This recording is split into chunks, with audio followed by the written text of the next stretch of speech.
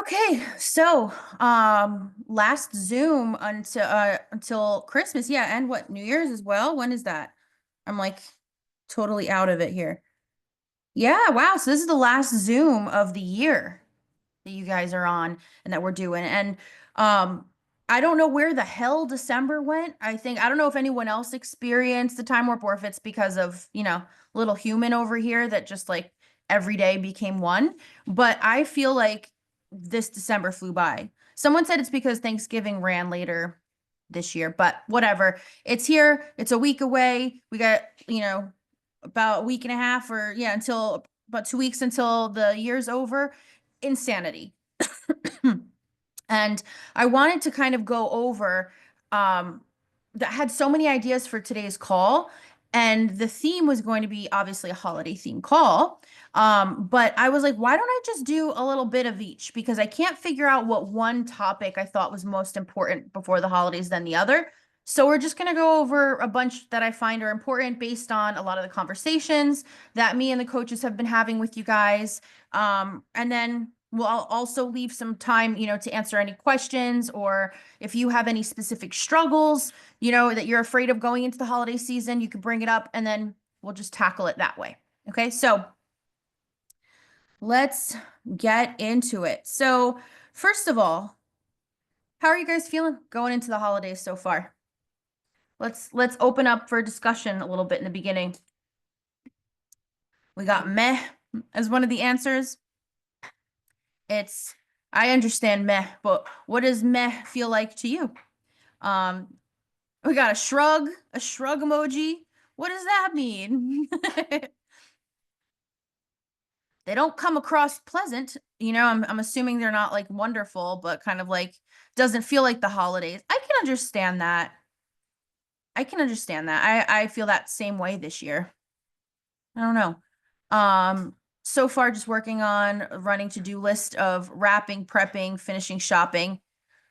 My time blindness is out of control this year. Like when I tell you we haven't Christmas shopped or really like we haven't, I mean, I started planning a little bit, like, because I made a bunch of the gifts myself. But besides that, like, I just woke up and it's a week until. So I don't know. I also feel like it didn't feel like Christmas this year. I stayed my ass at home, excited to see my family since everyone will be home for it, annoyed about in-laws because we're doing something different. Yeah, I think that gets tricky when you're meshing everybody's wants and needs for holiday and you guys want to be together, but I've definitely been in similar situations before when it comes to like hosting or what's going on. And, that's the hardest part about traditions. I feel like the situation can change, but you want to hold on to that tradition. Working on juggling who wants to host, where to go, blah, blah, blah, 100%. 100%. I completely pulled the baby card this year where I'm like, guys, I don't want to take him out there. Like the kid is amazing in the car. Like he goes right to sleep, but like I have schlepped all over before for other people. Y'all are coming here this time. And I was like, it's a potluck. Bring stuff, make it and bring it. But I don't really have a break. I'm only off work Christmas and New Year's. Oof. So it's definitely gonna feel I would say you could feel alone from that and also burnt out from that as well, It's like you can feel that other people are recharging when you're like you have to be full steam ahead. That must be really difficult. Okay, well, so hopefully some of the stuff we go over today, whether it is that you're staying home, you're working, you're seeing family, whatever the case may be, I hope that this stuff can, apply to you in any way and help you feel better, and if not, like I said, at the end, if you guys have any questions, if your situation is different, you have anything that you want to know, whatever, we'll make sure that there's time to discuss at the end. Okay, so number one thing we're going to talk about first is staying focused. We're going to get into more of the mindset stuff, but I wanted to kind of kick off with some physical reminders. All right. So the first thing is you want to stay focused on your goals, but you don't want to feel bound by them. And what I mean by that is if you put too much pressure in how black and white perfect you are. Like either you're all good or you're all bad. You're either perfectly strict or you are going off the rails because you're having a good time. You know, like it's like the extremes, right? It doesn't have to be extreme because when you live in those extremes, you end up never really achieving long-term consistency because you're always bouncing back and forth between either one. You can have a freaking cookie. I mean, like not if you're allergic or whatever, you know, like if you're gonna literally gonna croak out if you have it, don't have it. But like, unless it's gonna happen, honestly, we will all be fine if you were to have a cookie. Like, again, you know, make sure you're not allergic, but you move on. You try it, you move on. You know, so I want you guys to think about like, yes, prioritize your goals. It's super important. Prioritize your baby steps because they help you overall feel better. They help your health. You know, we're getting to the goals we want to get to. But when you keep it where you have to be all totally good, that's going to come crashing down at some point. It creates this like, I don't know, this pedestal that you put it on. And then anytime you're not quote unquote perfect, you're going to go back to that and you're going to think about that. And that's not, you know, that's going to be back and forth. I got to get back on track. Oh, I went crazy this weekend. I got to get back on track. And then comes the king daddy. Oh, new year, new me. I'm really going to do it this year. And like, that feels like motivation, but it's really just cycling back and forth again. So don't let it start now with things that you're going to be eating. Like, don't just have bread, like some shitty bread at the table because it's there. You know what I mean? Like if let's say your baby step is carbs or gluten or whatever, don't just like rebel against the day and be like, it's Christmas, you know, and just eat it even though you don't really like it. Like, be mindful of the things that you are going to be having. And no matter what it is you do have, because you're being more mindful, like I feel like it's interesting because we think allowing ourselves that freedom is going to lead to a binge. But what ends up happening is you don't restrict yourself. You try different things. Maybe some things you eat a whole portion of because you really like it. Maybe some things you just wanted to try so you can be included or know what it tasted like, you know, but you don't really like it that much. Giving yourself that flexibility, you are still going to eat less of the thing that upsets your body than you would if you binged out. So what is the point in restricting? It doesn't serve you any because it's going to end up being way bigger than just allowing yourself to be a human being and try some food. Like you don't have to sit there and be like, you know, I have to exercise self-control and complete abstinence. Like have a bite of the casserole. You'll be good. And also judge it for yourself. If it makes you feel like absolute garbage, like we're going to get to it later where I talk about like if anyone's making comments, you know, like if it makes you feel like garbage, don't eat it and don't feel bad about not eating it. We'll get into that further. All right, so break it into choices. I call them choices and move-ons, right? I've said this so much throughout this week, and I don't know if it's crude to you guys, but it helps me. And I don't think anybody joined this thinking that I was like some little shrinking violet, you know? So I don't think it's a shock here, but it's on its way to being poop within 2 hours. Whatever you eat within 2 hours, it's almost shit. That's it. That's what I think about. So why am I going to be upset about that at, you know, like something I ate at 11 o'clock in the morning at 10 o'clock at night? That just doesn't make any sense. It's already scheduled for the next delivery. So, you know, what's the point? So I don't know if it helps you guys. It certainly helps me, you know. Then, well, first I want to know your thoughts on that. I want to know your thoughts on what would be the worst thing if you were to let yourself have something. Some of you who have been with me for a while here, and this is not like your first holiday go around with me, you're probably like, we know. But what are your thoughts? Anyone who wants to share them on what we went over so far? That is the best quote. It's going to be shit in 2 hours. 100%. You know, like, what are you going to do? What are you going to do about it? Are you going to have a week-long cookie protest because you had a cookie the other day? You know, so you're just going to eat all cookies all week long? Like, you know, I've messed up anyway. I must compound it by making it like, you know, you just eat the cookie, enjoy the cookie, and just keep it moving because you know, you can have it. It's a cookie. I love that phrase. Oh, that also makes me feel better about anything I eat that I don't like. Yeah, You live and you learn. What are you going to do? We got lots of time, God willing, universe, whatever you believe in, willing, we're going to be here for a bit. So what, are you never going to eat a cookie? So that's super important, I think, to get that out of the way. And that being said, I said this on my Instagram stories as I was getting my notes together for today.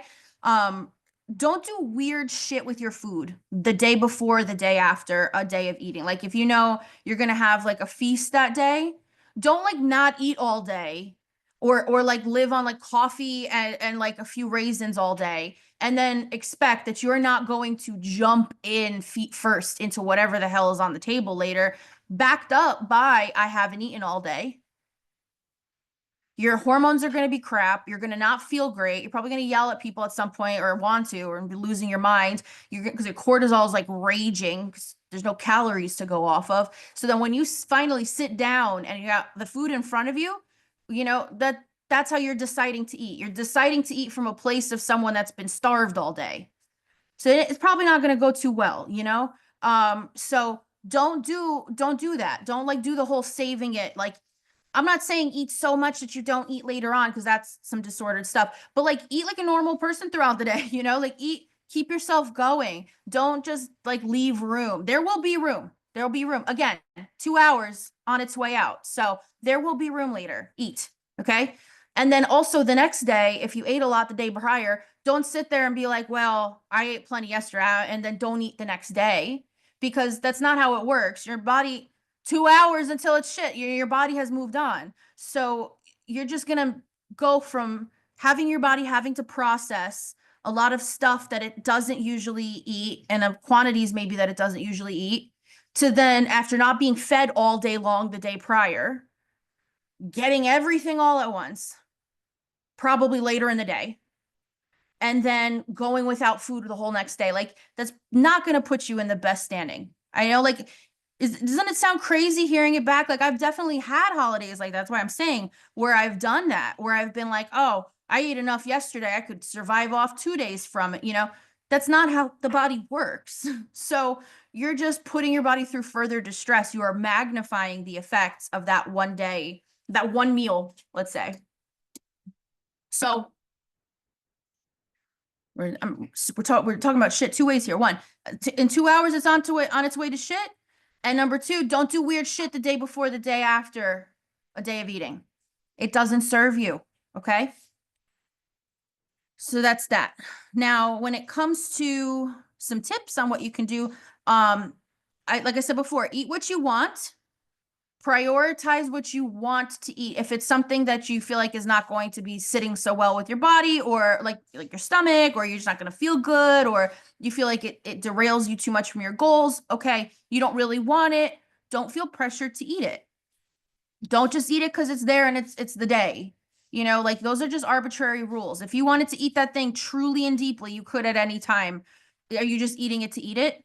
Even if it'll make you feel crappy, you know what I mean? But like if it is something like you wait all year to eat this, or it's really delicious, or everyone's having something, like don't prevent yourself either. Prioritize what you're going to be eating off of true enjoyment because you want it to be worth it if you need to recover for a few days after, which is fine. We'll all make it through. Okay. So that's that.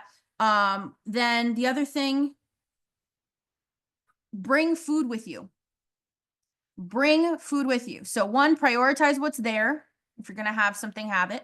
Two, bring backup food with you. And I love doing this because I don't know about you guys, but I like to eat well. Like I don't like to eat things that taste bad. So if I'm going to make something for myself to eat, I'm going to like, why would it be bad if I made a bunch of it and I brought it and was like, hey, have some with me and I'm sharing it. So for me, I think of what would I be excited to bring? This might not be realistic for everybody, but I I love to cook. I cook a lot. So for me, this is how I go about thinking about bringing stuff places when I would, not this year. So, but when I would usually go places, I would think to myself, like, what would be a fun dish? What would I like to try? I'll be looking at recipes throughout the week online and like I try to make it work for what I need. Like I'll replace the sugar or I'll replace the flour, let's say, like I zhuzh it and it's something I'm excited to bring with me. One, because I'm going to eat it and I can pick at it all night long if I want. And two, because I don't know, that's cool. Like you're bringing a dish, you know? No one ever really like hates you for that unless you got like weird in-laws or something. So, I think it's like fun to bring stuff and make stuff. If you need any help figuring out what that is, text me. I'm also gonna be like re-releasing another ebook this week for you guys. It's more like savory kind of food. So I'll be doing that tomorrow actually. So look out for that as well. So any tricks to reduce inflammation after the fact? Okay, I'm going to come back to this question at the end because that's a really, really good one. So we'll definitely have time and hit that after. Yeah. So I think I went over everything. I'm going to repeat myself a million times, so I don't want to do that to you. So that's number one, staying focused, looking at your goals, but not feeling bound by them. Is you are in control. You manage what you want to do, how you feel after. And if there's recovery, it's fine. You'll be good, but don't sit there and sabotage yourself. Okay. Then second part here, feeling and looking your best. This is one I'm really excited to talk about. So I feel like, I don't know how I want to say this. The mom bod that I have going on now, right? It has forced me to put to use all of the things I tell you guys about or have told you guys about, right? So I had gotten to a point where my body was way different for a very long time. Like almost a decade, right? And now obviously with I also have PCOS, I have Hashimoto's, I have diabetes, I have all of the things I talked to you guys about. I'm a real person with these things, right? I had preeclampsia, I had a pregnancy. Now after the fact, my thyroid freaked out during pregnancy, all of that combined. So I'm dealing with a lot of this too. So I've had to put it into play as well. And I have a holiday party coming up with people that I have not seen in a very long time.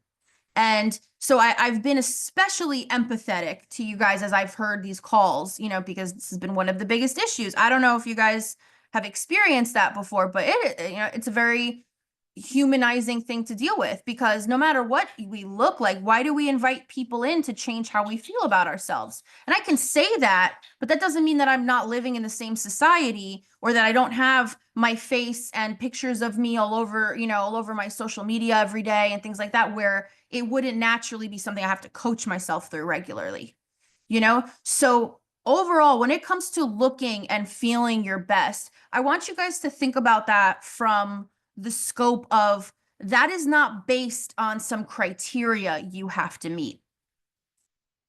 We all look so completely different. We are all like absolutely every animal on this planet, like every creature, like there are no two that are 100% exactly alike. And yet we expect that we have to fit into these molds where we always have to look like we're losing weight. We always have to look like, we have so much pressure on ourselves.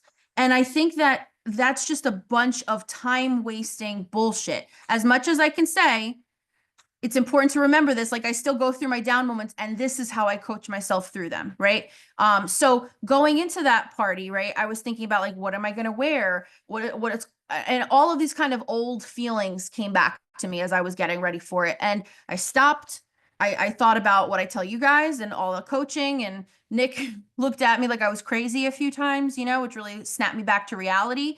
And ultimately, the biggest thing I want you guys to think about, if it's cute on the hanger and it's comfy on your body, what does it matter what it looks like on you if putting on that shirt isn't going to suddenly transform you into some kind of like model?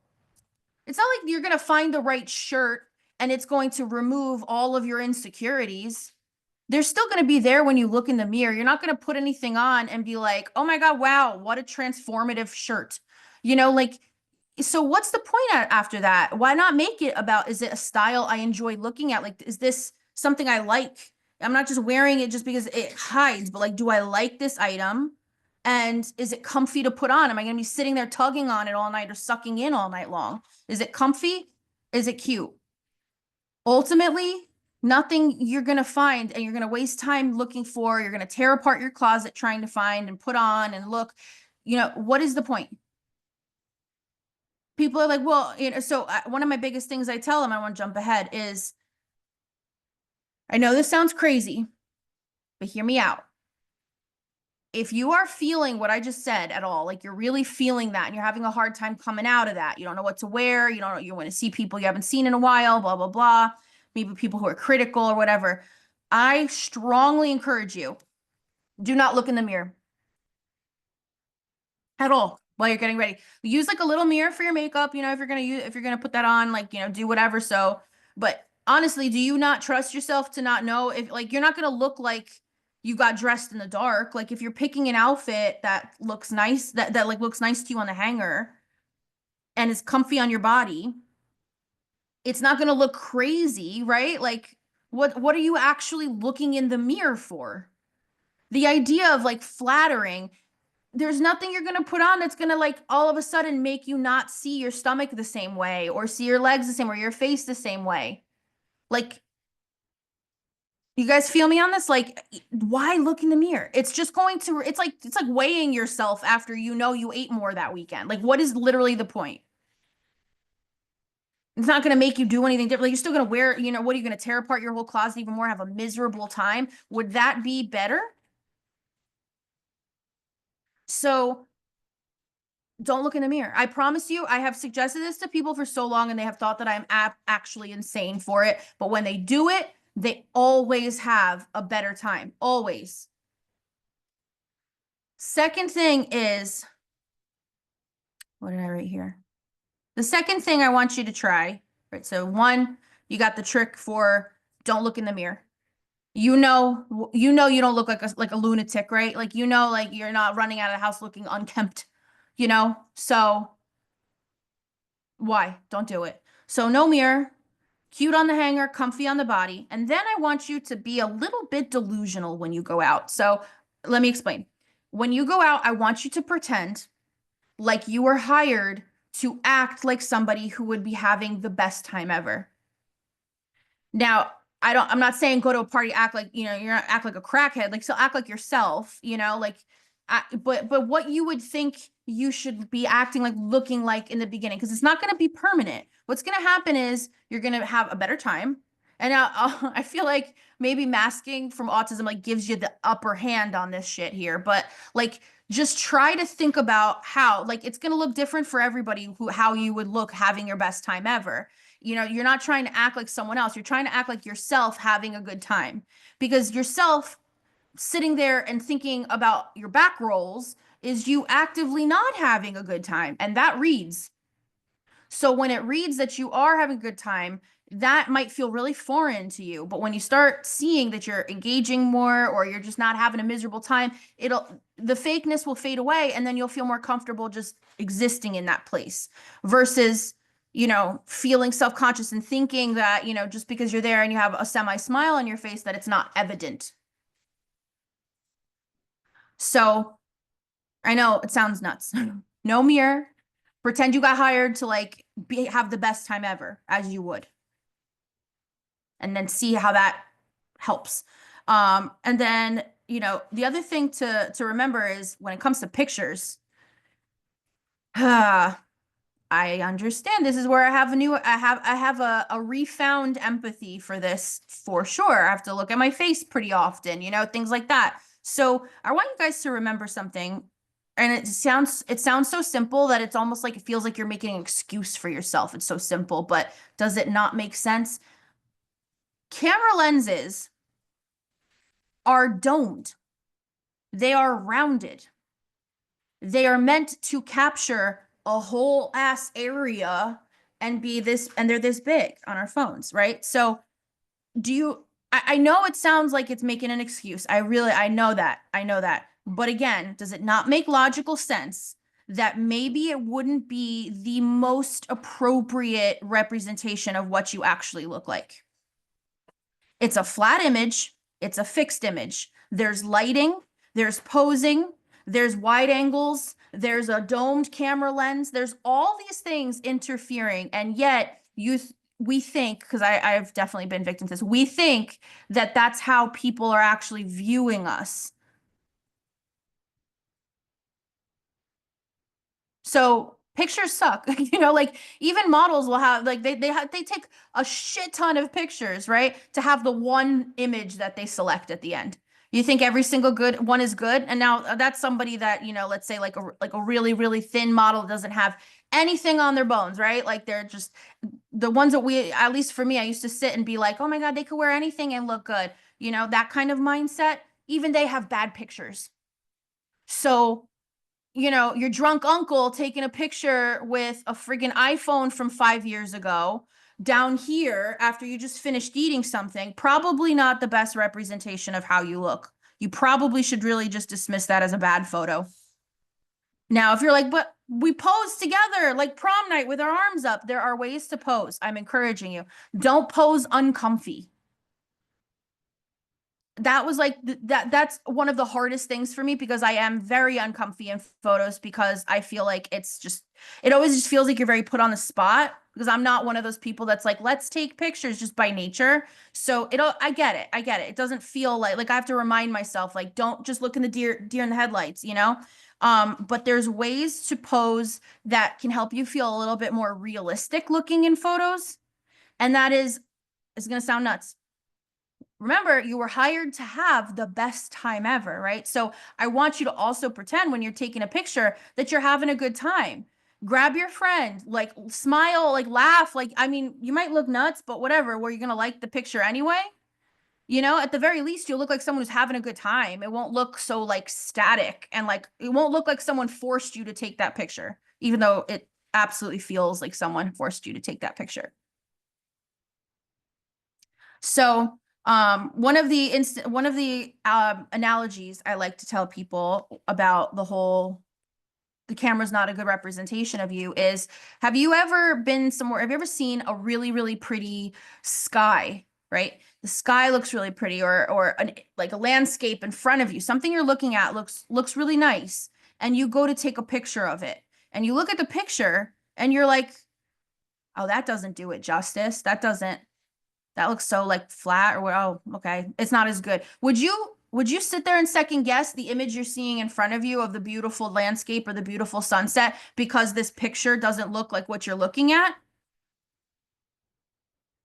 So just, I don't know. I don't know if this helps, but when it comes to being hung up on photos, it's just important. Those feelings are going to come up for you, from the past. Like you could sit here, we could lose 100 pounds and it'll probably still be somewhat triggering to have people take pictures of you.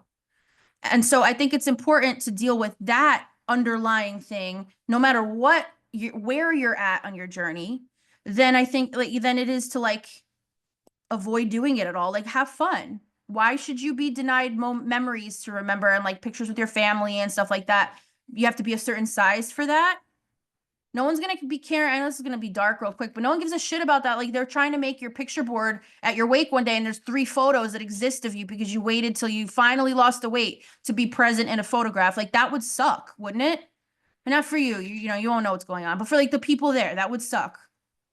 So I this is all stuff I'm reminding myself. Trust me. Trust me, especially with the baby now, because I'm like, I don't want it to be that I don't have any photos with him at this age. Like I really like that really bothers me. So it's just something to remember. That's not the end all be all, you know? So, okay, dealing with comments. So here's the thing. People don't always like boundaries. People who don't have usually people don't usually put boundaries, like people who don't usually receive boundaries don't like them. Sorry, that's what was trying to come out, right? So, and in general, there's a bunch of people who just hate boundaries no matter what. Like no matter who gives it to them, they can't stand it, right? They're allowed to exist without any accountability whatsoever, blah blah blah. So you're not the bad. Remember this throughout this holiday. You are not the bad person. You're not the drama queen. You're not the bitch. You're not the adult, anything like that. You're none of that for asserting a boundary. Now, If you assert that boundary by calling someone ugly, then yes, you are doing it wrong and you're still at fault. So like you're not insulting people by asserting boundaries, like by simply saying what you need. Like telling someone that you don't eat gluten, right? And them trying to tell you a million reasons why. Your uncle, who's like a retired mechanic, is sitting here telling you all the reasons why gluten really is okay to eat and blah, blah, blah, right? So your boundary could be, no matter what they say, to just continue to be like, okay, wow, yeah, no, I don't eat gluten. You don't need to divulge anybody any detail into your life, into your decision process. That's not mean to do that. What's mean is if someone doesn't respect what you say and continues to push and push and push.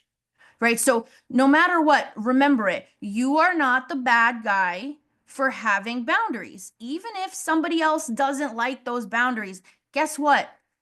I hope that if they have insurance, they could probably find a therapist somewhere and then they can talk to them about how it made them feel. But it's not your responsibility to not have boundaries because it causes another adult discomfort. That's why it's important we all have coping mechanisms.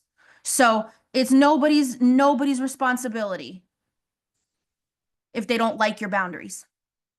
You're not cursing their mother, like you're just telling them that you don't eat gluten, so like keep that in mind, because people will make you feel crazy for not just going with the flow, until you really step back and you're like, wait a second, you ain't even the image of health. What the hell are you telling me? Don't let them bother you.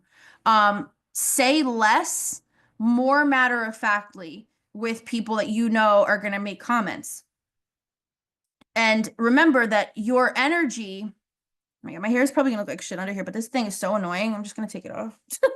The thing to remember is, where the hell was I? Say less, more matter of factly. So your energy speaks louder than your words. That's what I was gonna say. Your energy speaks louder than your words, right? So you can put out there that you're not really down to talk about something, and or you can put out there that you are matter of fact, you are finite in your decision. Or you can also put out there that you're embarrassed by your decision, that you don't know what you're talking about and you hope that this works. Like all of those vibes can come through. And if you're speaking to somebody that is particularly interested in educating people, or particularly vocal about things no one really asked for, things like that, then with this person, you don't want to give them too much of an in and have your energy be something that's like, oh, I don't know, uncertain. You want it to be confident. So say less, more matter of factly. I don't eat blah, blah, blah. You tell someone says, oh, try this, or I heard you're not eating this, or why aren't you eating? Just somehow the conversation comes up that maybe you're not eating something. I don't eat blah, blah, blah. I don't eat, I watch my sugar intake. I don't eat gluten. Whatever the case may be. They try to sit there and be like, well, that's not real and blah, blah, blah, blah, blah. You can just go, well, it's a personal health decision. Well, I mean, I don't even know, like someone's got to really do a lot of like mental and verbal gymnastics to get around that one. That if they sit there and tell you all this stuff and you respond, it's a personal health decision. Like you don't have to be like, it's a personal health decision, versus like, well, it's a personal health decision. Like you're saying the same thing, but you're saying more, So when it comes to this, just be matter of fact. It's a personal health decision. That's it. What are they going to say back? Well, blah, blah, blah, blah, blah, blah, blah, blah. Okay. Anyway, and then just change the subject. Ask them a question about themselves. Ask them a question about their job, their kids, I don't know. You could honestly, I don't know if this is a normal thing to do. I have literally Googled before, like icebreaker opener questions, just so I could have something in my back pocket, because I'm, growing up really feeling really awkward in social settings, I'm like, oh, how do I silence was uncomfortable where I grew up. So I had to work around that. If that's what you need to feel armed to deal with people that don't really care about your boundaries, or they're just going to steamroll you and tell you what they feel, then do what you got to do. Come up with a diversion question. People like that tend to love to talk about themselves or talk about something they know. So just if you can't just tell them to leave you alone, then bring up something else they'll want to talk about. And then they'll hopefully divert their attention. Because at that point, it starts to get weird too. Like if everyone around can tell, like you're really trying to get away and that person's like a dog with a bone, then let that person look like the schmuck, you know? No one's gonna be like, oh, why didn't she tell him she'd eat gluten? That would be very weird. So I don't know if this is helping put things into perspective a little bit. Let's see what else. You can always excuse yourself, go to the bathroom, go step outside, say you have, I don't know, be like, I have a call. I have to make a phone call. I don't know. Just go outside for a second. Just get yourself some air, give yourself a second and maybe that person will forget about what you're talking about. You just politely excuse yourself and just go and just recharge. Take that, keep your energy for yourself. There's nothing wrong with doing that, It's just people have become, oh God, I feel like harder to tolerate, So, all right, and then catch me outside. How about that? Honestly, I don't know how that would go over at the dinner table, but maybe say it in your brain and then go outside, catch your own self outside. But do what you got to do to not feel, what's the word I'm looking for? Not engaged. I'll think of it, but like, oh God, the word's gonna drive me insane. You don't want to feel like you're being forced to act like someone, like to act like someone you don't want to because you're feeling like threatened or antagonized. Antagonized. If you start to feel antagonized, excuse yourself.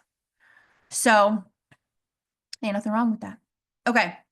Last part here, and then I'm gonna go back and read any questions. So start typing questions away, or if you need me to elaborate or give me nightmare scenarios to walk through, whatever, throw them at me in the chat. But last one I have notes for here in the meantime.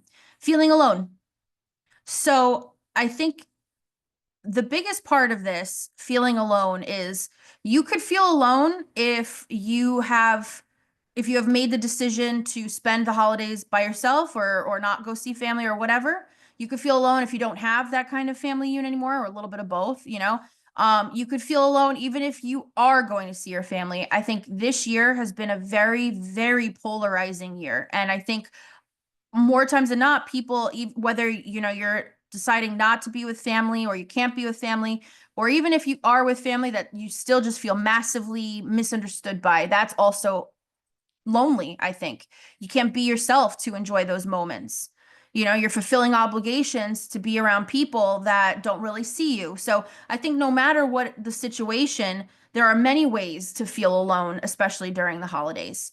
So I think the biggest thing you can do is try to make your time as positive and romanticized as possible. So if you're home, like make a meal for yourself that you're really going to look forward to. Wear clothing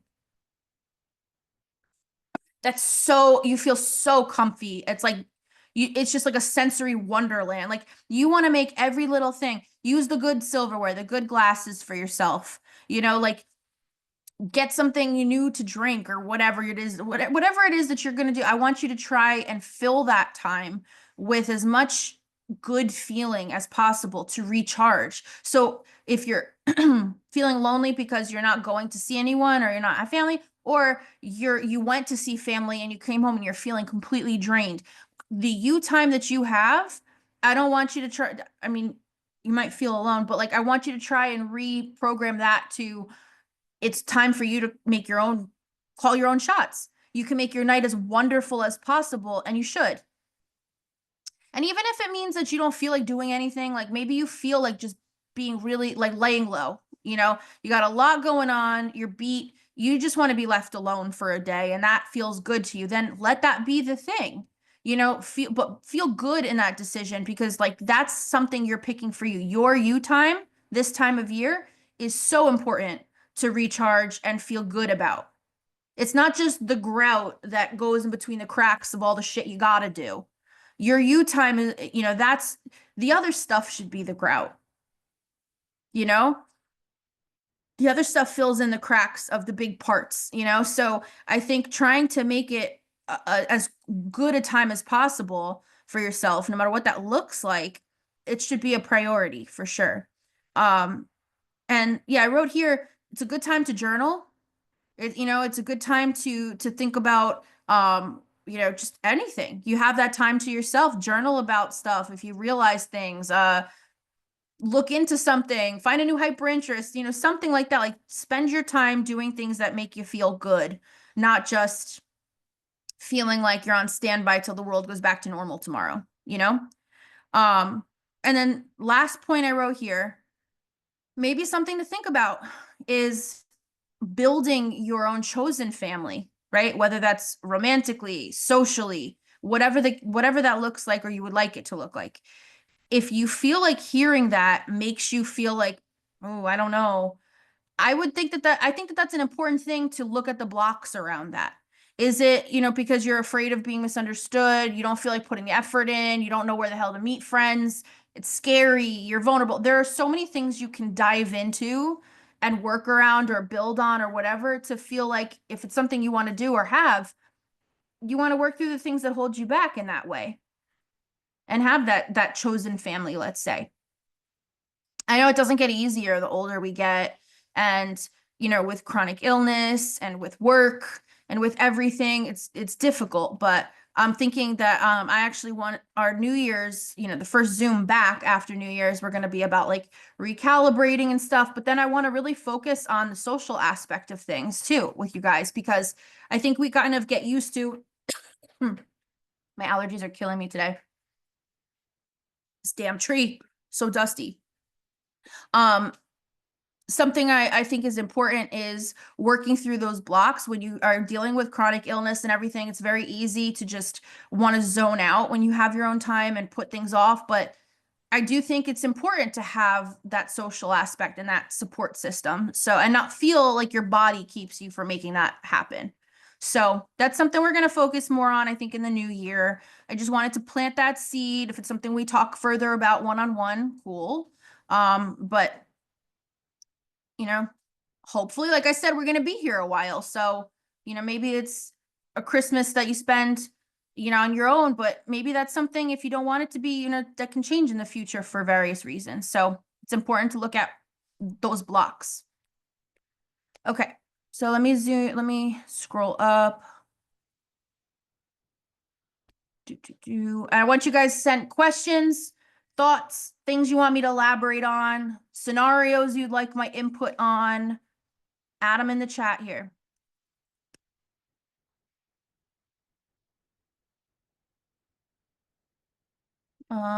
Any tricks to reduce inflammation after the fact? So the biggest thing about recovering, let's say, from a worth it moment, there's a Zoom on the page, and I believe it's on Spotify too. I think it's called bouncing back after or coming back after a worth it moment. There's a few things you can do. One, make sure that you're feeding yourself regularly, you're focusing on protein, you're focusing on getting enough calories in, keep your hydration up.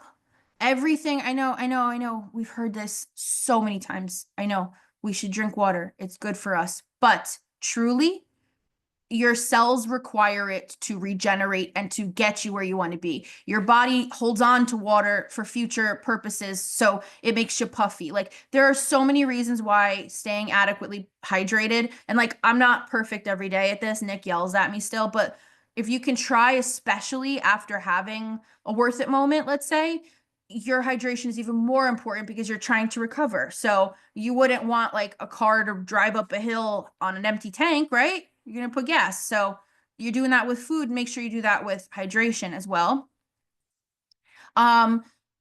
Inflammation after the fact, lymph massage is really, really good. It's really important. I have a couple of posts and videos in the CCA page on Facebook. If you look it up, lymph massage, that our lymph system is basically like a giant Brita filter.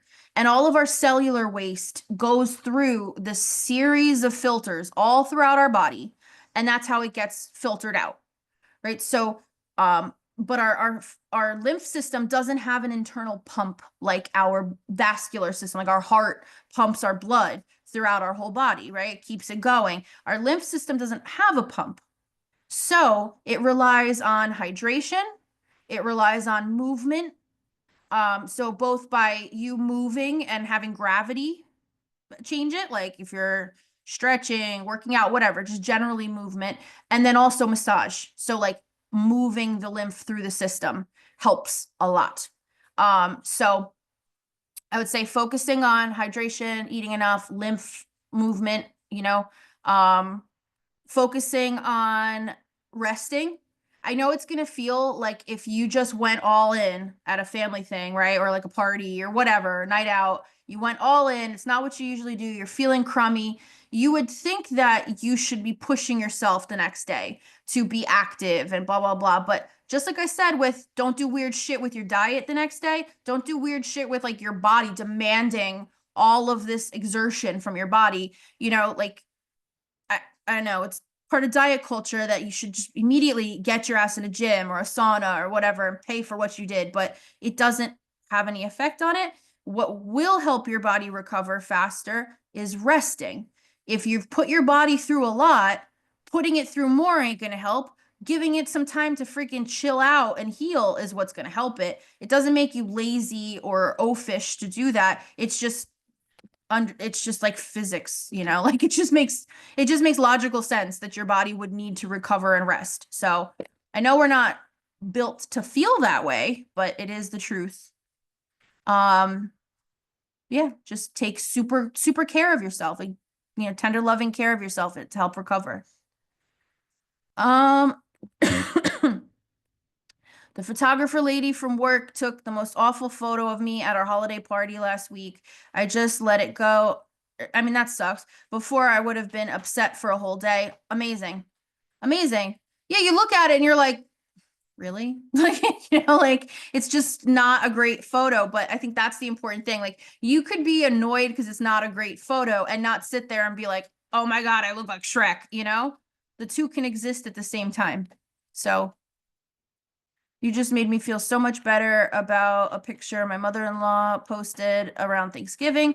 I looked puffy and like an ill-pale Victorian child after less than 7 hours of sleep for 3 days. Yeah, I mean, like what? Have you ever seen? I mean, I know this is total fiction and stuff like that, but it reminds me of this. Like Sex in the City when Carrie shows up for like the photo shoot and she's like late and she went drinking the night before. She's just been through it. And they take like the worst photo ever of her. Imagine if she was like, oh my God, I look so ugly. That's how I look. Like someone took a photo of her, like she'd just been through the ringer. So I think that's also why, like, if you're having a horrible time leading up to it, that's also going to show through in the pictures, right? So, same thing. Oh my God, like a pale Victorian child. The worst.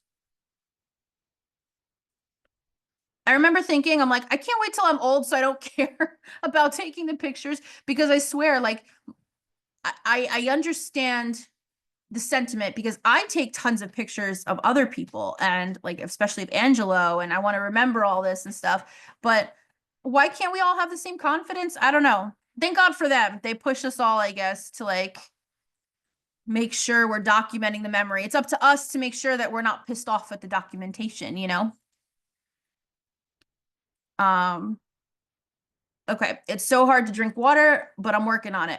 You know me, I'm gonna run through all of my basics on this, right? Oh my God, my lips are so chapped. I cannot find anything that makes my lips not chapped. Does anyone else get like this? Every winter. Since I was a baby. The worst. Nothing works. Anyway. So, my tips for drinking more water. 1, get a water bottle that isn't huge. Number 2, make sure it is something that is easily accessible, spout or straw or something that you just chug it back and that's it. 3, get a flavoring. Even if you don't mind water, psychologically, if there's a flavor attached to it, it makes you want to drink it more. And then 4, don't think of ounces or how many of the things you need or whatever. If you're going from someone who doesn't consistently drink and your goal is to just drink more, don't give yourself the hardest goal out there. Baby steps, right? It's a thing we do. So baby step it, meaning all you say to yourself is, I'm going to take a sip every few minutes. Every few minutes, every Zoom you're on, Guess what's my companion over here, right? Even when my allergies aren't kicking my ass. So wait, do you want to bring him say hi? So every few minutes you take a sip, and you will be drinking a lot more if you do it that way without even realizing it. Every time you go to fill your water bottle up, you're going to get a little hit of dopamine because you completed something. So your brain is like, "Ooh, good job." And then you'll do more of it. So if you're thinking about just take a sip every few minutes, and then over time you're filling up those water bottles, then you're going to have dopamine playing into keeping you more on track. So those are my hydration tips. Easily accessible bottle, smallish size so it gets filled regularly, a flavor, and telling yourself to take a sip every few minutes. All right. Oh, now Nick is brushing his hair. I want to say, those of you who want to see Angelo, Nick's like, we can't have him on there looking a mess. So anyway, those of you who want to stay to say hi to Angelo, it's gonna be a quick cameo. But those of you who don't, we're not going to be doing our Zoom next week. We are, it's Christmas, so I'm going to be off for that. And then the following week is New Year's. So I'll probably do another like chat pep talk. But we'll change the format a little bit up for that. And then we're going to come back in 2025, really raring to go because there's too much crazy shit going on around us for us not to have a good year. So we're going to do what we can to make it a good one. All right. So hope this helped. But also, if you want, here's my child. Look. So cute. Say hi. I miss you, literally. Hold on. Let me turn this off.